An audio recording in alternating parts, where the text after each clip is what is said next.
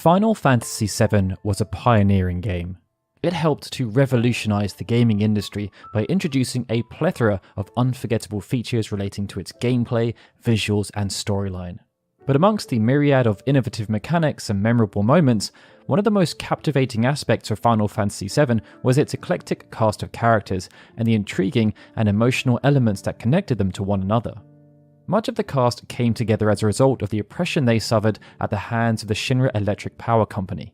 Their varied origins and individual experiences then enriched the group's dynamic, making for quite the ragtag cast of characters. But even though they all hailed from different backgrounds, the connections and similar elements between each of the characters would run deep. These links were quite visible amongst the main party, and there was a clear narrative connection between Cloud and Sephiroth, the main antagonist. As the plot developed, the viewer was pushed into thinking that these two characters were the very antithesis of one another. Sephiroth was pure evil, and in that regard, he was unlike any other. But perhaps the most intriguing and extraordinary element is that amongst the playable cast, there was one character who did share some similar traits to Sephiroth. They just manifested in different ways. And when you dig a bit deeper, there are some pretty chilling parallels that exist between Sephiroth and Aerith Gainsborough. It's a well-known fact that Aerith's death at the hands of Sephiroth was an incredibly shocking moment. It would send ripples through the entire gaming landscape, becoming one of the most memorable and famous scenes in video gaming history. Its impact was such that fans in Japan would even draft a petition requesting Aerith's revival. For many, the death scene between Aerith and Sephiroth is often the primary focus when discussing their relationship. But in truth, when taking a closer look at the two characters, there are deeper, underlying parallels that do exist, even if, on the surface, they may seem like polar opposites. After all, Aerith was a kind-hearted, gentle flower girl, and Sephiroth was a ruthless antagonist driven by a desire for power and control. But despite their contrasting personalities, a closer examination of their lives as a whole reveals a series of striking similarities. Through the progression of the compilation of Final Fantasy VII, we would learn that both Aerith and Sephiroth were born with unique abilities, and their backgrounds would set them apart from the rest of the cast. Their respective connections to the planet's life force, the lifestream, would also play a crucial role in shaping their lives and the overall narrative of the game. Furthermore, their tumultuous pasts, marked with both loss and tragedy, shaped their personalities and motivations in ways that often mirrored each other. Notably, both characters were also considered outsiders by their peers and the world around them. Aerith, due to her Cetra heritage, held a unique understanding of the planet that others could not comprehend, and Sephiroth, with his Genova-infused cells, possessed abilities and powers that others could not fathom, leading him to view himself as superior and separate from humanity. In exploring their stories, it's fascinating to see how these similarities will create a complex web of connections between the two characters. These multiple associations and parallels highlight the writer's diligent attention to character development, further emphasizing their importance within the overarching narrative and the world of Final Fantasy VII. And it feels that throughout the Final Fantasy VII Remake project, these notions will be pushed even harder. But before exploring these chilling similarities and links in more detail, we first need to go back to the very beginning, to the roots of Aerith and Sephiroth as characters during the game's earliest stages of development. Final Fantasy VII had a very fluid development cycle. Very little was set in stone, and the leadership team were encouraged to explore ideas following strands to see where they would end up. This meant there was a lot of evolution when it came to the narrative, but examining the initial concepts provide insight into the different thought processes, while also highlighting elements that held significant weight when looking at the project as a whole. Such could be said about the creation and development of Aerith and Sephiroth's characters, as well as their respective roles in the overarching story.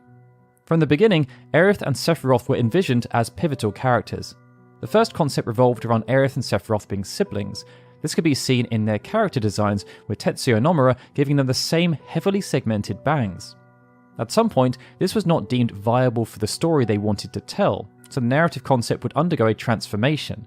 This would see Aerith and Sephiroth envisioned as romantic partners, with specific plot points adjusted to reflect this idea.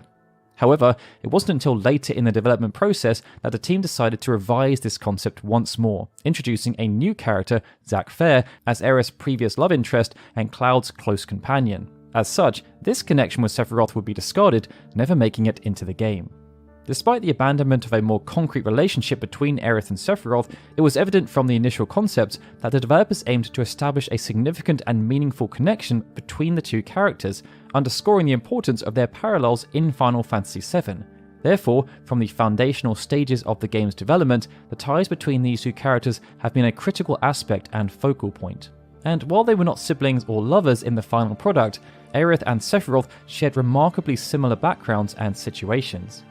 Both characters, for example, were not entirely human, and they would both have parents who were associated with Shinra's science and research division. As the child of Professor Gast Faramis and Ephalna, Aerith was half Cetra, half human.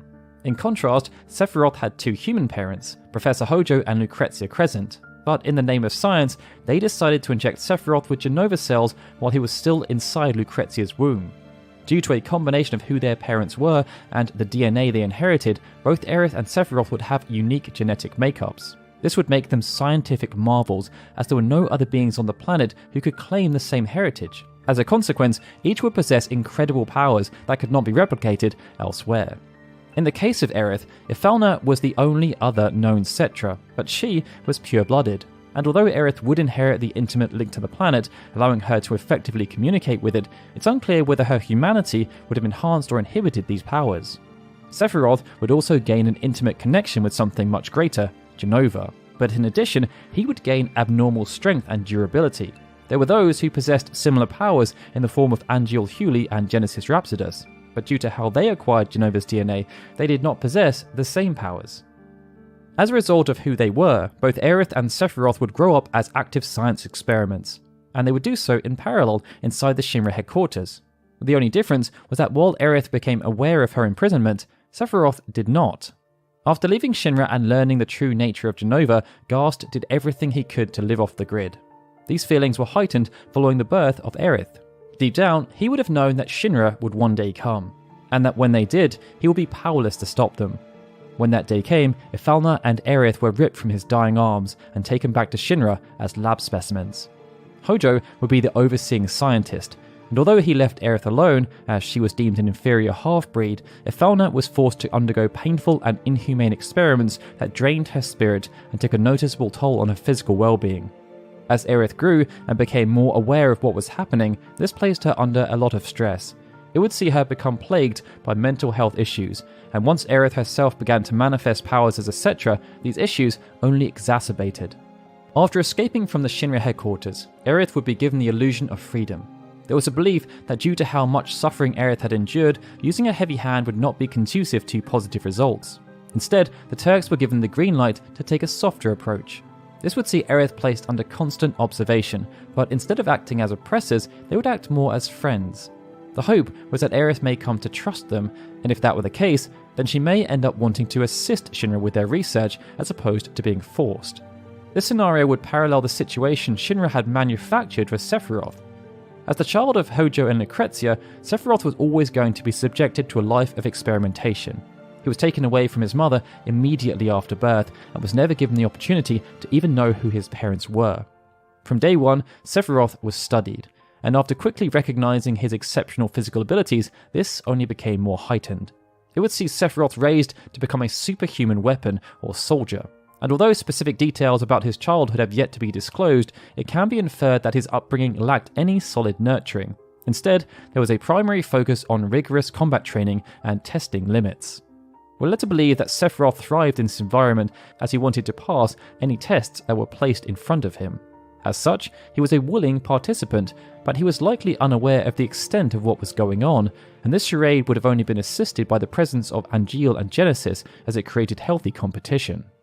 Despite Sephiroth striking up a strong sense of camaraderie with those two, he struggled to make meaningful connections with anyone else, and would often be isolated due to his special talents. And this would only be exacerbated by the fame he gained during the Wutai War, as regular soldiers within Shinra treated him like some kind of celebrity. Aerith did not have the same standing in life, but she too would struggle to make meaningful connections. Within the slums, she was often labelled as odd or eerie due to her peculiar abilities, and the impact it had on her relationships. Her struggles in connecting with others would also stem from the emotional solitude she faced from being different.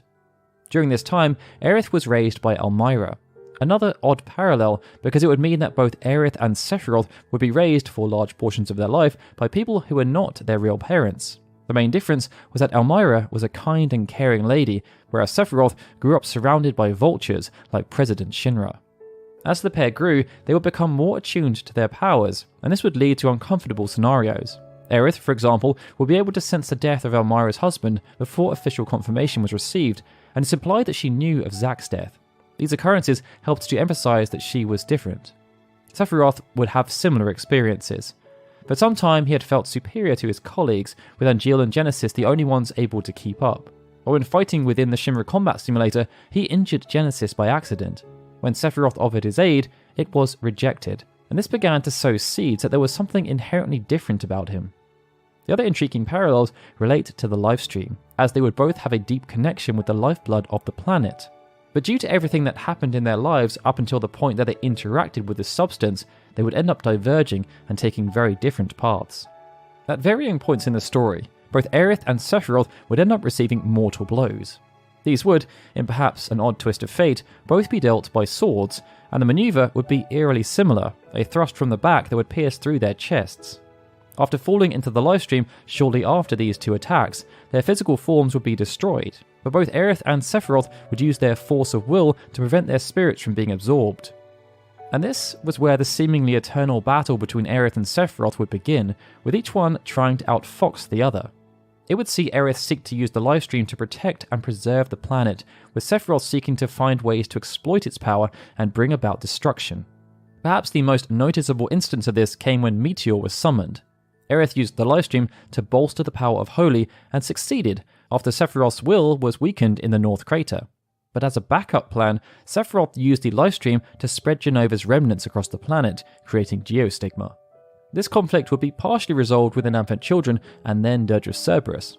But with the Final Fantasy VII Remake project now seeming to further this conflict, it will be fascinating to see how the eternal struggle continues and then hopefully resolves. But for now, we hope you've enjoyed this video essay looking at the chilling parallels that exist between Aerith and Sephiroth. If you'd like us to look at some other characters in the future, please leave suggestions in the comments, and if you enjoyed the video, please consider giving us a like. Alright everyone, with that, this is Daryl signing out. As always, I'd like to give a big thank you to all of our Patreon and YouTube membership supporters, especially Benjamin Snow, The Livestream, Elsa Claire Farron, Galcian Dikujata, Gregory, Justin Dent, and Zukan TDK, who are super special Onion Knight supporters, and of course, a big thank you to everyone for watching this video. I'll see you all again soon for more Final Fantasy goodness.